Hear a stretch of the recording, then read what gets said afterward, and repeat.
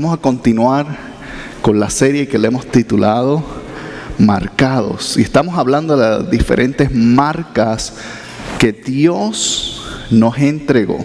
Las diferentes marcas que Dios hizo para cada uno de nosotros.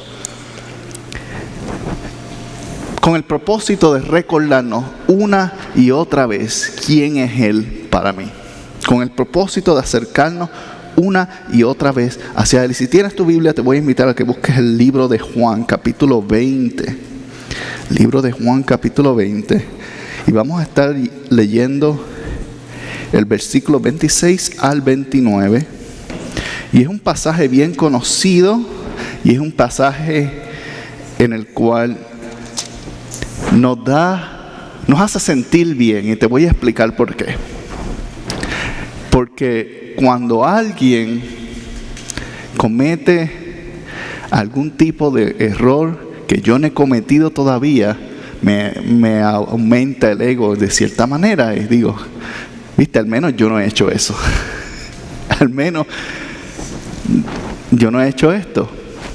Y se nos hace más fácil entonces observar y poner una línea y decir, ¿por qué hiciste esto? ¿Por qué hiciste aquello? Yo hubiese hecho eso. Y la realidad es que tú nunca vas a saber cómo vas a reaccionar hasta que estés en el momento que está sucediendo la situación. Tú nunca vas a saber. Recuerdo una ocasión, yo era chico y hoy tengo muchas historias buenas. Así que era pequeño, era chico y yo tenía una guerra contra las hormigas. Esa era mi guerra personal, buscar y matarlas. Ahora en Puerto Rico, comparado con las hormigas de aquí, no sé si en México son similares, pero las hormigas de aquí son dóciles y buenas, simplemente entran, cogen unas cositas y se van. Las hormigas de Puerto Rico buscan sus aliados y te atacan. Y si tú pasas cerca, de momento son todas rojas, son como de este grande. Y créeme que dan una roncha. Yo tengo todavía una en mi pierna que nunca se me ha ido y la recibí cuando tenía como 10 años. Así de grande. Y fue una hormiga. Entonces, desde esos días yo tenía guerra contra las hormigas porque para mí no deberían existir. Ahora, obviamente todo insecto tiene su propósito y todo insecto es necesario y Dios los creó con un propósito. Pero para mí, eso fue un error de Dios. Entonces, cuando parte de la guerra era, mi papá compraba insecticidas y cosas para mantener las plantas porque teníamos cultivos de diferentes cosas, plátanos, teníamos aguacates, teníamos guayabas y otras frutas más que ni las voy a mencionar porque si no se cambia el mensaje a una lista de alimentos. Pero algo que yo decidí hacer, pensé que los insecticidas nunca funcionaban porque cuando íbamos, lo echábamos en el hormiguero, morían unas cuantas, pero el resto se mudaba y creaba un nuevo castillito de tierra. Y me molestaba porque ese era mi área de juego. Y venían todos mis amigos a jugar a esconderse y a jugar a treparse a los árboles y a construir casitas de madera y todo eso. Era un espacio bastante amplio. Y un día se me ocurre esta idea. ¿Qué tal si excavo y las enciendo en flamas? Fue una idea brillante. Al menos eso pensé en aquel momento. ¿Okay? Y tomé y empecé a excavar y estaban las hormigas saliendo y yo ahora sí las tengo todas. Y empecé a tirar gasolina por encima de ellas. Me metí al garaje de mi papá y saqué, sin permiso, porque siempre eso pasa, un galón de gasolina que utilizaba para llenar sus máquinas de cortar grama. ¿Ok? Y con eso estaba yo, la gasolina, y gracias a Dios que yo era chico y no sabía los precios, porque cuánto desperdicié en aquel momento, no sé, pero estaba llenándolo de gasolina, todo eso. Y dije, ahora las tengo. Prendí el fuego y eso se prendió. Y yo, con mi risa malévola, y de momento no me di cuenta que la línea de gasolina seguía. Y el fuego arrancó detrás de mí y yo empecé a correr con el galón en la mano y el fuego seguía agarrando. Y al final lo tiré y el galón explotó.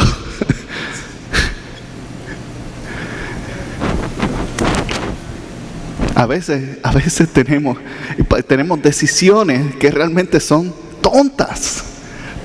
Realmente son tontas y son basadas ¿en qué? En algo en el cual pensábamos que sabíamos, pero cuando llegó el momento reaccionamos de una manera incorrecta por las razones incorrectas. En mi caso, yo tenía una guerra contra ellas.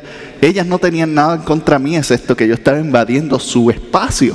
Ellas se estaban defendiendo, pero en aquel momento para mí esa era mi tierra y ellas estaban en mi tierra. Entonces, yo tengo el derecho de exigir para mí lo que era. Y eso me enseñó una lección bastante clara. No juegues con gasolina y fósforos. No, el fuego tienes que tener cuidado con ellos, porque aun cuando el fuego es bueno, puede causar mucho daño. Gracias a Dios que lo único que voló fue el galón de gasolina. Pudo haber sido yo, pudo haber sido alguna extremidad mía, pudo haber sido un vehículo de la casa, pudo haber sido la casa misma, o el terreno pudo haber agarrado fuego y entonces perder toda la vegetación. Gracias a Dios que solamente fueron mínimos las consecuencias, pero independientemente hubieron consecuencias de un acto no bien razonado. ¿Por qué? Porque yo tenía una molestia, tenía un dolor, en este caso físico, pero había un dolor, estaba molesto, quería justicia contra mí, y para mí la justicia era erradicarlas del área, del lugar donde yo vivía. Ahora, mi pregunta con la cual quiero comenzar es: ¿qué cosas estás buscando tú, tu propia justicia? Porque a veces cometemos el error de buscar la solución más conveniente, más ingenua, pero incorrecta para armar esa situación. Entonces, había un hombre que estaba al igual que todos los demás, dolido por una cosa. La persona en la cual él puso su confianza, que había dicho que iba a estar con ellos hasta el final, había muerto. Había muerto. ¿Y qué sucede? A este personaje lo señalamos muy fácilmente por una razón, es porque no supo creer de primera instancia. Pero yo quiero llevarte a un punto, porque aún en nuestras inseguridades, Dios quiere marcarte con su poder. Aún en las cosas en las cuales tú actúas en base a temor porque estás buscando justicia, con su poder Dios te demuestra qué es lo más importante. Y este hombre había escuchado noticias, como hablamos, de unas mujeres que Dios las sorprendió. Cuando fue a la tumba, Dios las sorprendió y las marcó. Les dijo: yo no estoy vivo. Fueron. Luego, en medio de esto, los discípulos, llenos de ansiedad, Dios se les aparece entre medio y les dice: pase a ustedes. Los calmó. Y cuando los calmó, le comenzó a hablar y le dice que le enseñó las escrituras. Les expandió su mente. Pero había uno, y tal vez otros más, pero se muestra esta persona que no estaba presente en ninguno de esos y no quería creer que lo que había pasado había sucedido. Ahora te pregunto, ¿por qué? ¿No era más fácil creer? Claro, para ti, para mí, que sabemos ahora mismo que Dios está resucitado, es fácil creer para cualquiera. Pero para alguien el cual había sido defraudado por la palabra de esa persona, es muy difícil confiar. Porque en muchas ocasiones de nuestra vida tú has sido defraudado por alguien. Yo he sido defraudado por alguien. Nos hemos sentido tomados a veces por el pelo de tonto. O nuestro corazón ha sido jamaqueado, movido, porque fue de la persona que menos te lo esperabas, que te ha defraudado. Y Tomás, que es la persona de la cual vamos a hablar hoy, había sido defraudada. Porque Jesús se supone que venía a liberar el pueblo. Jesús se supone que viniese a cambiar la historia de Israel. Jesús se supone que tenía el poder para vencer la muerte, pero había muerto. Entonces te preguntas por qué para él fue difícil creer de primera instancia. Es porque ya dentro de sí él se había sentido que Jesús ya lo había defraudado. No había otra oportunidad. ¿Por qué? Nuevamente, cuando alguien muere se acaba. Usualmente no hay segundas oportunidades en esos asuntos. No es algo común. Y para él había sido defraudado por un maestro. Ahora, en el medio de nuestras vidas todos hemos sido defraudados y tú has reaccionado de alguna u otra manera. Principalmente por familiares. Familiares somos los primeros que defraudamos porque usualmente esperamos más de ellos. Nos sentimos defraudados por cosas que nuestros padres hicieron o dejaron de hacer. Nos sentimos defraudados por la forma en la cual nuestra pareja actuó en cierta situación. O tú defraudaste a tu pareja en la forma en la cual te actuaste de una situación u otra. O tus hijos te dejaron defraudados porque una vez que tú les dijiste que hicieran algo, nunca lo hicieron de esa manera. Y tuvieron consecuencias al respecto. Y consecuencias que por ser tus hijos te duelen a ti también. Porque tú sabes que no quisieras que sucedieran. Y estaba Tomás. Y vamos a leer el pasaje para que vean qué sucedió. Él estaba refutando creer que los discípulos habían visto a Jesús, que las mujeres habían visto la tumba vacía. Y tal vez él hasta fue personalmente a ver la tumba vacía. No sabemos. Pero hay veces que el dolor del ser defraudado crea tanta inseguridad en mí que es difícil abrirle el corazón a cualquier otra cosa en el futuro o en mi presente. Versos 26 al 29 del capítulo 20. Y estamos aquí continuando el mensaje que comenzó el domingo pasado. El audio se cortó por alguna razón y no pudimos terminar. Ya parece que esto ha pasado varias veces. Y sucede, voy a tratar de resumir el resto del mensaje. No sé cuánto tiempo me demore, pero te invito a que me acompañe. Estábamos leyendo Juan capítulo 20. Y en este pasaje vamos a entrar a esta historia en el verso 26 al 29. Dice, una semana más tarde estaban los discípulos de nuevo en la casa y Tomás estaba con ellos. Aunque las puertas estaban cerradas, Jesús entró y poniéndose en medio de ellos los saludó. La paz sea con ustedes. Luego le dijo a Tomás, pon tu dedo aquí y mira mis manos. Acerca tu mano y métela en mi costado. Y no seas incrédulo, sino hombre de fe. Señor mío y Dios mío, exclamó Tomás.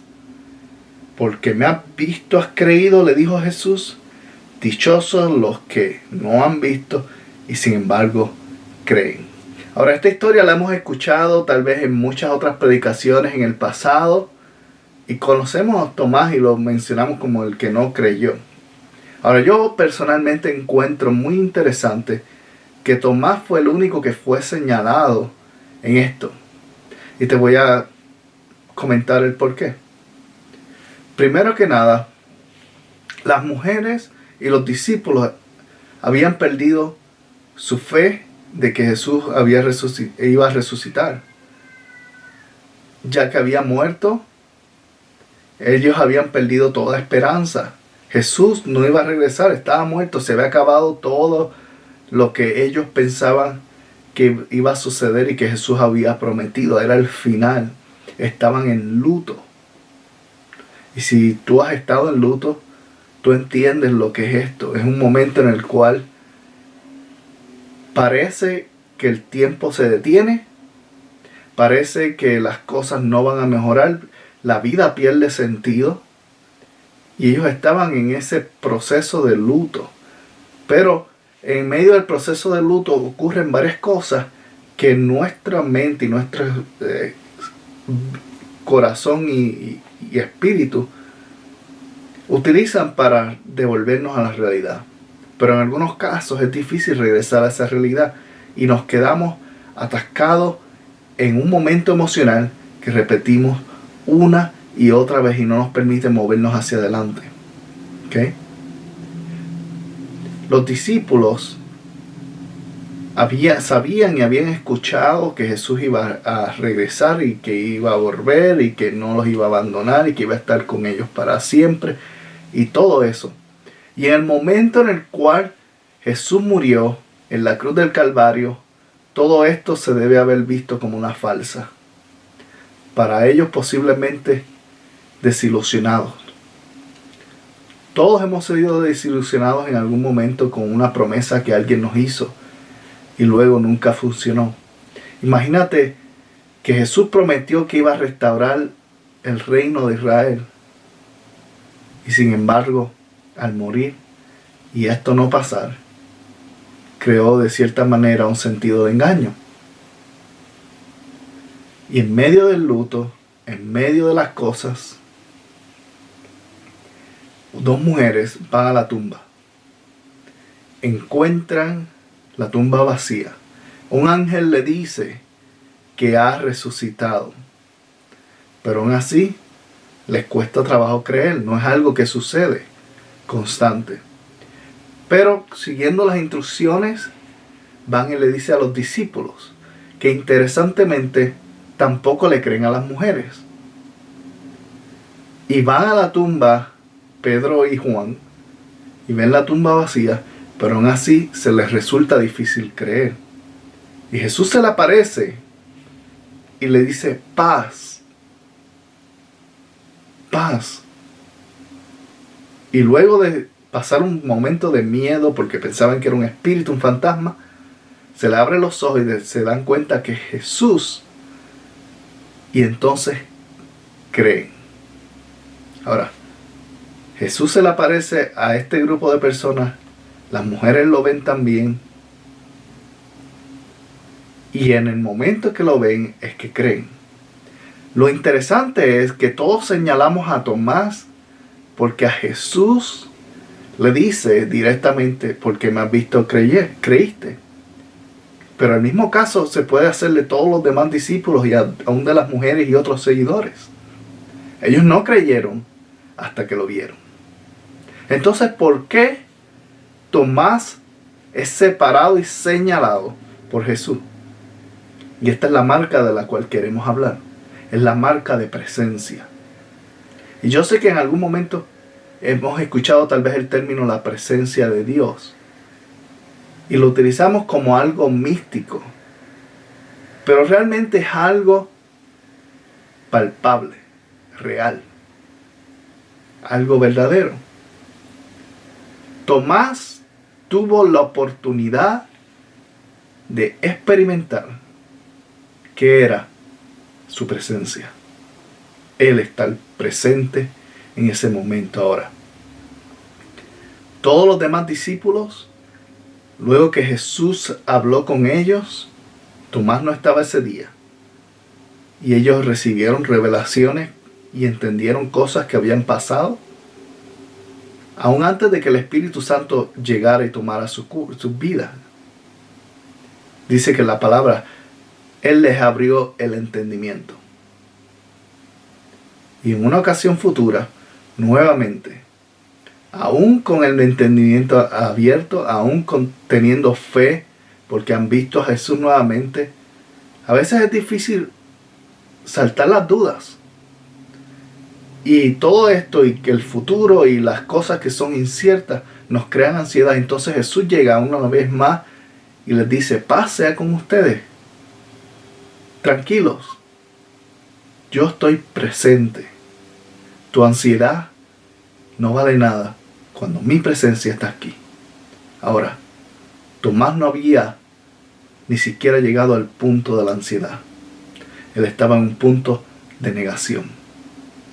Un punto en el cual él no había podido sobrellevar la muerte, tal vez desilusionado, tal vez se sentía que Jesús lo había tomado de tonto o que los discípulos estaban tratando de proponer una broma en él y con dolor, tal vez, él se negaba a creer.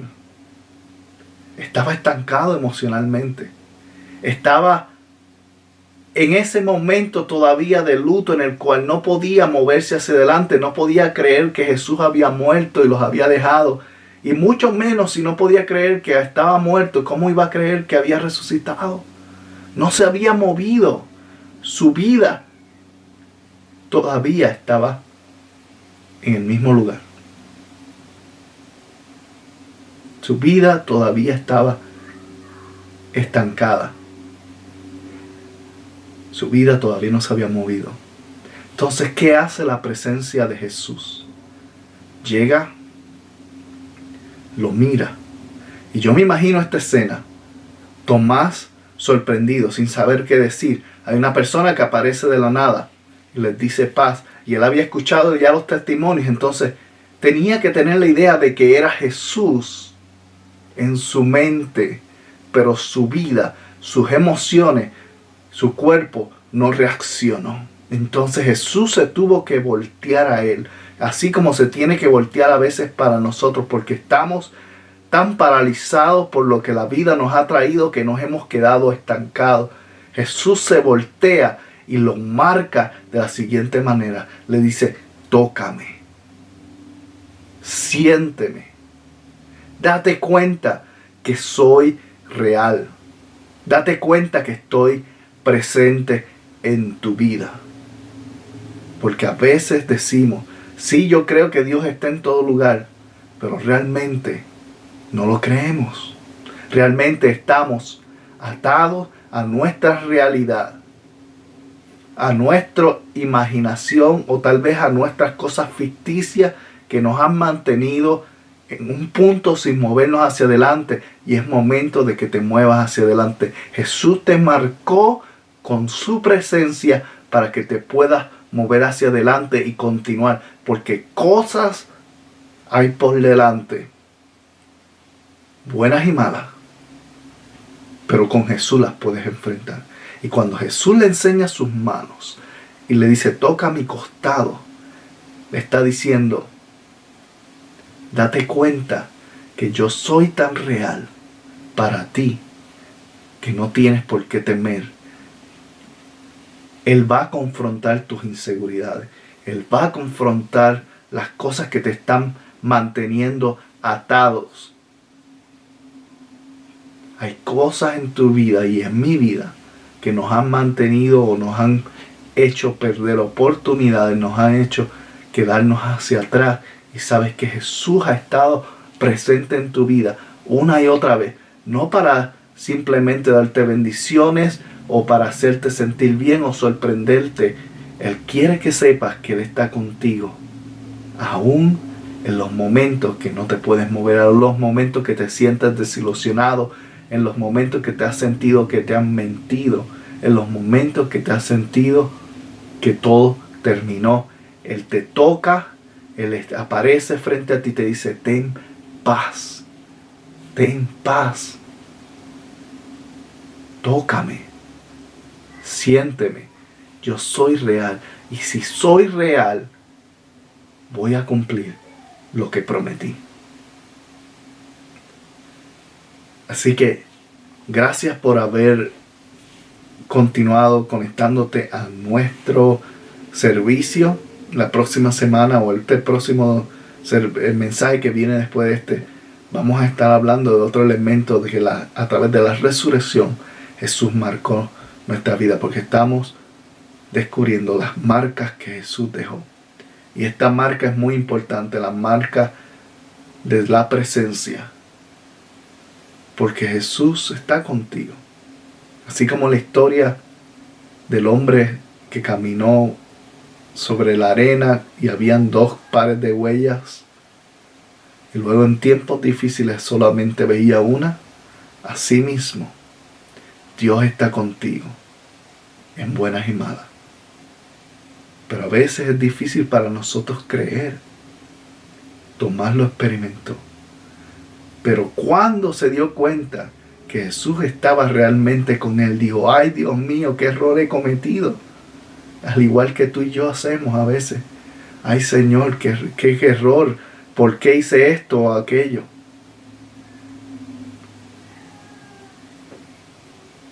Él te llama de vuelta hacia Él.